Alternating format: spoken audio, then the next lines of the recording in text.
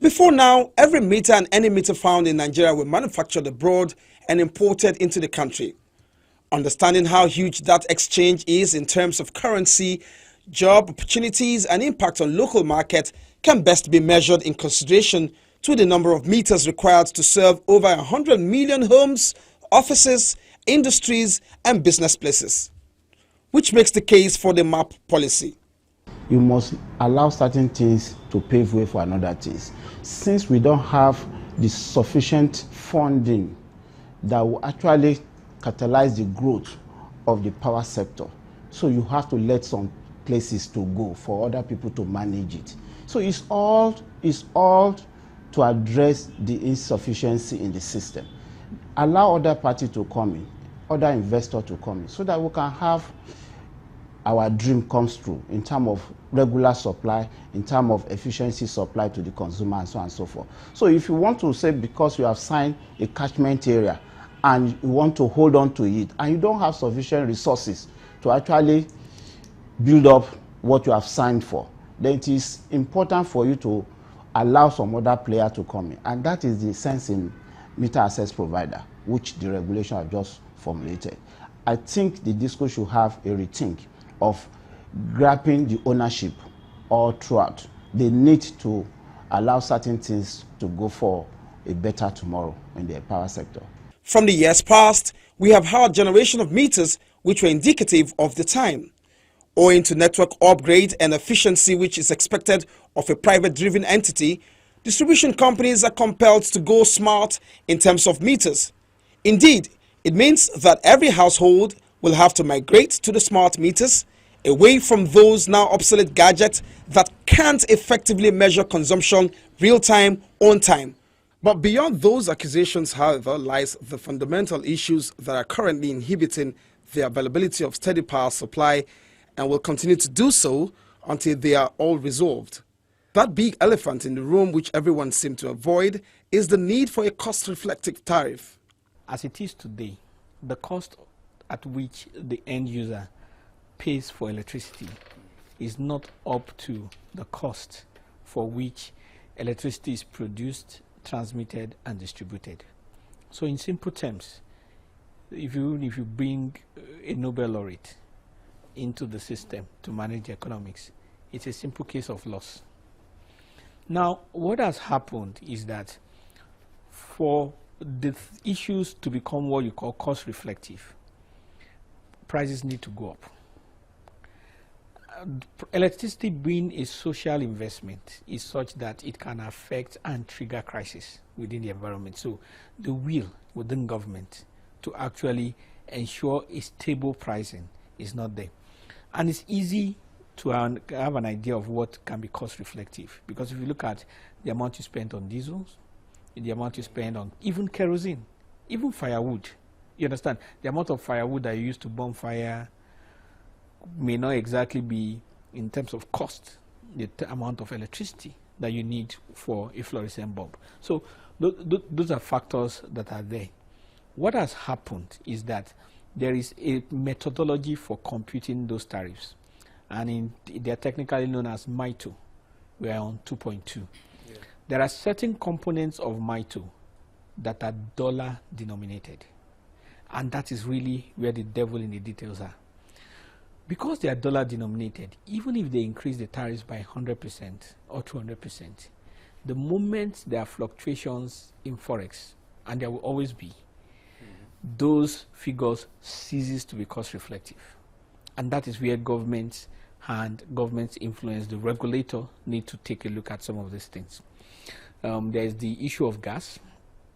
For most of the GENCOs operating by gas, there needs to be a way for which gas must be sold either at the constant dollar rate or at Naira.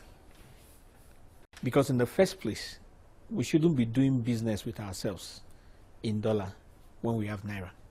Because how does that help our currency?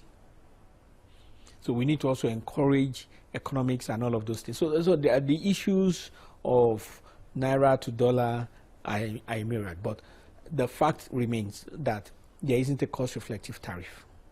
And because there is a cost-effective tariff, there is a liquidity crisis in the whole industry. So if the product is worth 150 naira, for purposes of an example, and the the discos get 100 naira, which means there's a shortfall of 50 naira between them, the transmission company, and the generation company.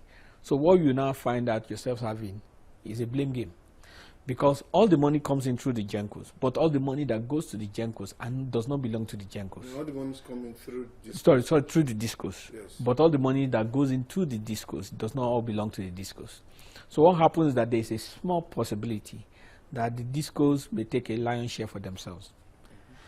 If that happens, the GENCO may not be happy, neither will be the TCM be happy.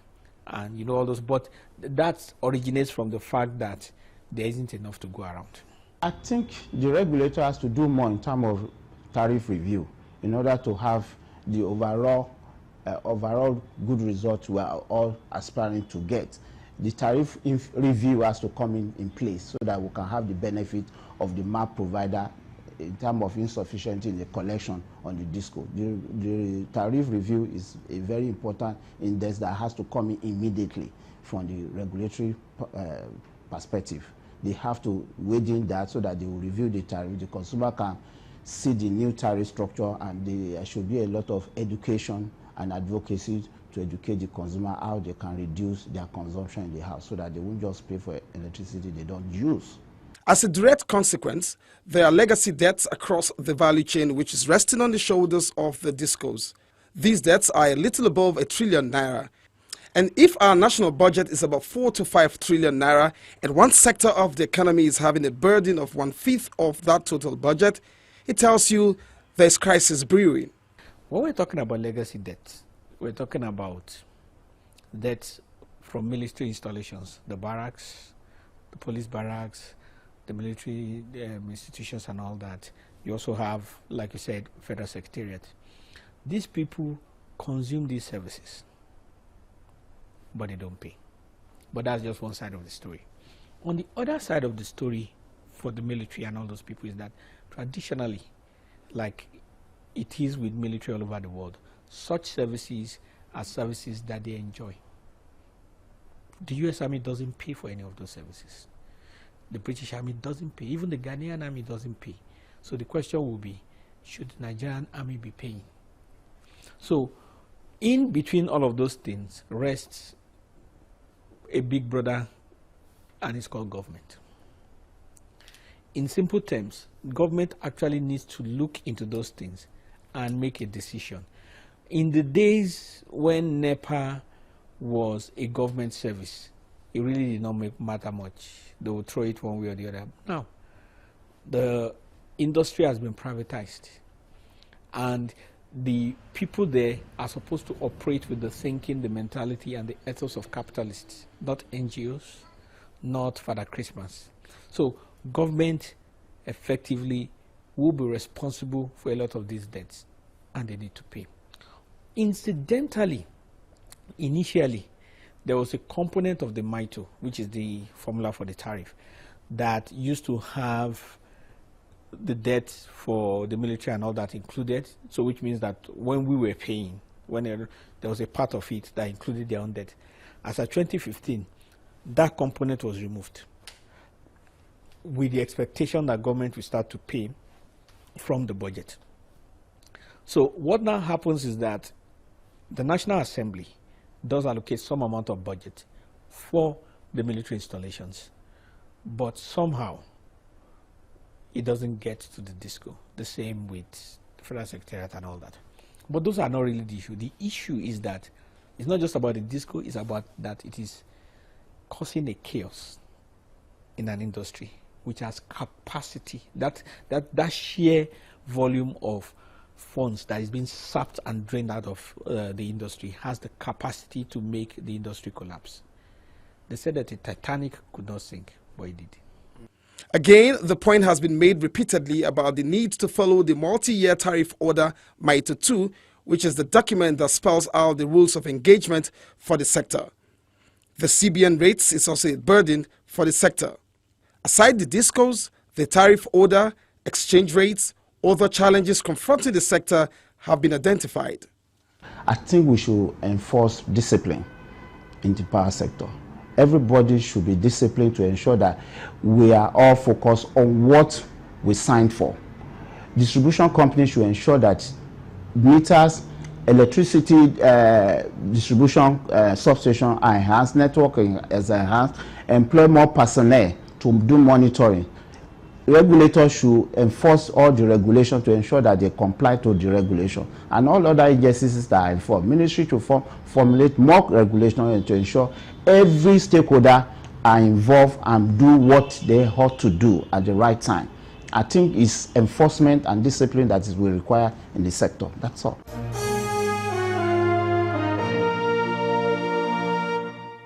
We all want something, and legitimately so. The discos, gencos, gas suppliers, the regulator, government may be wanting more political loyalty by not touching the tariff despite being a binding document.